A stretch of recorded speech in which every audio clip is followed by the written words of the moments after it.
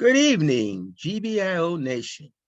This is your Housing Justice News Update, brought to you by Phil H.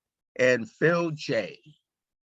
Our motto is, if you feel good, it's because you're listening to us. The power in our housing justice campaign is beginning to build. The excitement is starting to climb. Now we'll hear from Phil J. to tell us what's percolating. Take it away, Phil J. Thank you, Phil H. There is much happening as the legislative session gets underway. We are watching very closely the public housing bond bill, which does not exist yet in full. That is our update on the public housing bond bill. We will be asking for an $8.5 billion bond bill to support much needed public housing renovations, but no one has come forward at the State House to file it yet. That will be an action item in the future.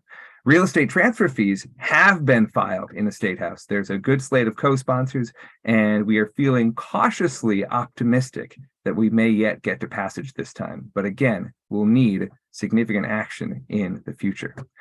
In terms of returning citizens accessing housing justice, a very exciting bill has been identified that could provide some game-changing access to housing for folks returning from incarceration. You'll have to learn more about that at our next action team meeting.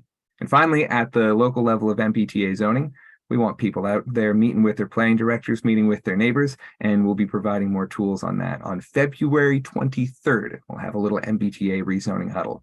Much happening, but the team is large and the team has it in hand. Back to you, Phil H. Thank you, Phil J. Now, as the campaign moves forward, we will bring you additional progress reports. Until our next update, we need you to keep this alive in the hearts and minds of our constituents. That is why the teach-ins are so important.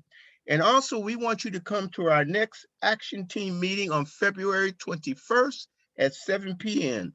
See you then. Keep the faith.